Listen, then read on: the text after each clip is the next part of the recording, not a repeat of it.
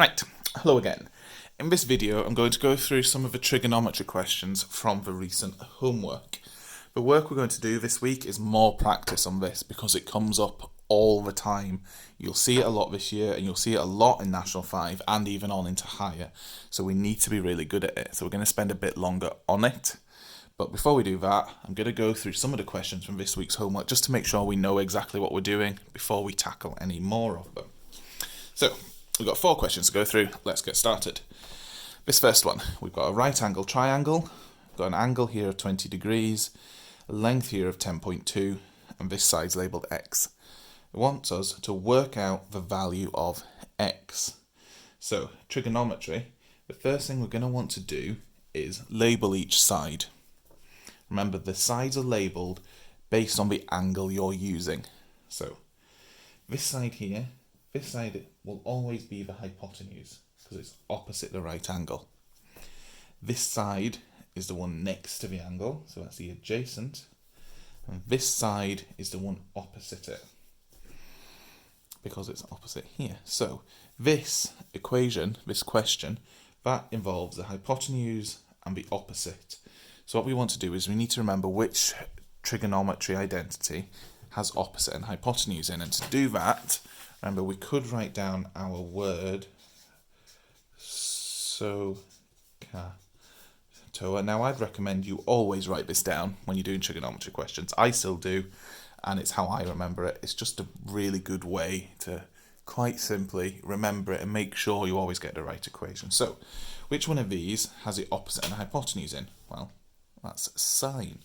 So that means I'm going to have sine of my angle equals opposite on the top divided by hypotenuse. And then let's just substitute in our values.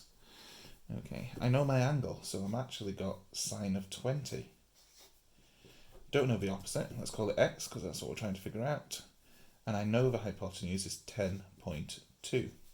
Now, I want to work out x, which means I need this by itself. If I want this x by itself, it's divided by 10.2 at the moment. So what I need to do is times that by 10.2 to cancel that out. And remember, whatever I do to one side, I have to do to this side as well. So now I've got 10.2 times sine 20 equals x. So I can just pop that in my calculator then to work out what x is. And so, nice and easy, I just do 10.2 times by sine 20. It's as simple as that. Then that gives me an answer of 3.4886. Now, this question doesn't specify what to round this to. There's quite a lot of decimal points there, so I'm just going to round it to 2 decimal points. But if it doesn't specify, it doesn't really matter. Generally, just stick with 2 decimal points. So there, we've worked out that side x is 3.49 centimetres. So we were able to identify which trigonometry identity to use, then we just subbed in to get our answer. Right, let's now look at this question. Again, we've got a right angle triangle. Remember, this is always for right angle triangles. We know the angle is 28 degrees. We know this side is 7 kilometres. What is this length? Work out y, and this time it's telling us give your answer to 3 significant figures. So we're going to have to do some rounding at the end. So again, let's label our sides. This side always the hypotenuse. This side is the opposite. This side is the adjacent. Now we've got quite lucky here. This question, it has opposite and hypotenuse in it again. And we know, because we've just done that, that involves sine. So let's write down sine theta equals opposite over hypotenuse. And again, we'll just substitute in the numbers we actually know. So I know that's sine of 28. Opposite, I know, is 7. Hypotenuse we'll call y. And what I want to do now is get this y by itself because I want to work it out. So First off, that means I need to get rid of the y on this side, because I don't want it on the bottom.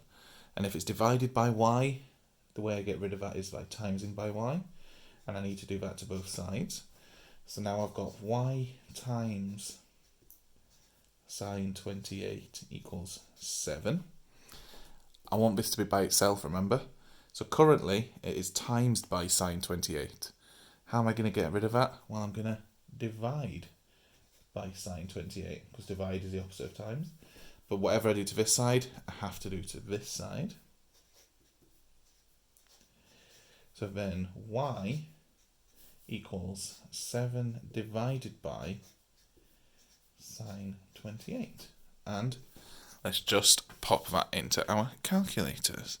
So 7 divided by sine 28 equals 14.910. That's kilometres, because the question was kilometres. But remember, 3 significant figures. So significant figures are sort of like decimal points, but we count these numbers before as well. So this is going to be 1 significant figure, this is 2, this is 3. So let's draw a line after our third one, and then it works like decimals. If the next number is less than 5, this stays the same. If the next number is 5 or more, this goes up. Well, this one is less than 5, so that's going to stay the same. So our answer is just 14.9 kilometres. Right, let's turn this over and look at the other 2 questions. Hopefully they use a different identity, but I can't remember which ones I picked. So, next one. We've got another right angle triangle. This time our angle is 33 degrees. We've got a side of 12. And you'll notice that each corner of this has now been labelled. This is corner D, this is corner E, and this is corner F. The question is asking us, work out the length DF. So that means the length here between D and F. And to make things easy, I'm just going to call that length X. So I've got something to write in my equation. Now, let's go about labelling the sides then. This is the hypotenuse, because it's opposite the right angle. This is the adjacent, because it's next to my angle. And this one is my opposite, because it's opposite my angle I have. So, which one, looking here, has adjacent and opposite in it? Because I don't care about the hypotenuse here. I'm not trying to work that out, and it's got no value. So I only care about the opposite and the adjacent. That's tan, okay? So that means tan theta, remember we just use theta for angle, equals opposite on the top, so opposite on the top of adjacent. We can put these things in now because we know some values. So that's tan of 33 degrees. Trying to work out the opposite, so let's just call it x. And we know that is 12. And once again, I just want to get the x by itself, so that's what I'm trying to work out. So that means I need to get rid of this 12. I'll get rid of that 12 by timesing by 12, which means I have to times by 12 on this side.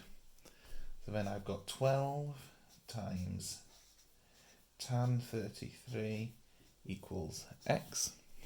Again, pop this in your calculator. 12 times, where's my tan button? Tan 33 is x equals 7.792 centimetres. Again, this doesn't tell us decimal points or significant figures, so we'll just stick with 2 decimal points. So that's going to be 7.79 centimetres. Okay, now, final question. You might have noticed that the last 3 questions we did all asked you to work out a side. We need to be able to work out an angle as well. So again, we've got a triangle. This time though, we've got 2 sides straight away and we don't know the angle. And it asks us to work out angle X, which is this one. Give your answer to 2 decimal points. So again, trigonometry, always the first thing we do, label the sides. This side is opposite the right angle, so that's the hypotenuse. This side is next to the angle we're interested in, so that's the adjacent. And this side is opposite the angle. So here we have adjacent and hypotenuse. Which one of these has adjacent and hypotenuse in? Well, it's this one here. It's cos. So that means cos theta equals adjacent on the top divided by hypotenuse. And we can start putting in some values. We're going to leave this as cos theta. Actually, sorry, we'll change the theta to an x, because that's what we're trying to work out. We know the adjacent is 5.7, and we know the hypotenuse is 8.2. Now, this is maybe a little bit harder than rearranging to work out a side. We want this x degrees by itself. We need to be careful here, because cos x doesn't mean cos times x. It means like cos of x, which is its own thing. And if we want, so the opposite of this, to get rid of it, is cos to the minus 1. Is the inverse cos. And whatever we do to this side, we have to do to this side. So that means now they've cancelled out, so I've just got x by itself. And then I'm going to have cos to the minus 1 of 5.7 over 8.2. And we'll pop this on the calculator, being very careful that we do cos to the minus 1, the inverse cos, not normal cos. So if we look closely, you can see that above the cos button, it says cos to the minus 1 in yellow. So I'm going to press shift, which does the yellow words, and press that, and you'll see it's come up as cos to the minus 1. Then I'm going to put in 5.7 divided by 8.2. Then just press equals. That's giving us an answer of 45.963 degrees. But remember, the question asks for our answer to 2 decimal points. So this to 2 decimal points is going to be 45.96 degrees. Now, that's off the edge. Hopefully that makes things clearer if you were struggling with them, and if you were feeling fine about them, just sort of confirms it, hammers it home, and then you'll be able to do some more yourself. So remember, always start right down SOHCAHTOA so you remember what sine actually means. I'll just pop this down here. So sine theta equals opposite over hypotenuse. Cos theta equals adjacent over hypotenuse. And tan theta equals opposite over adjacent. Make sure you've got these 3 full equations written down somewhere, and whenever you start a trigonometry section, just pop this word down, and that should remind you of the equations. And then label your sides on your triangle to figure out which one to use, and just pop your numbers in. Okay, again, thank you for listening.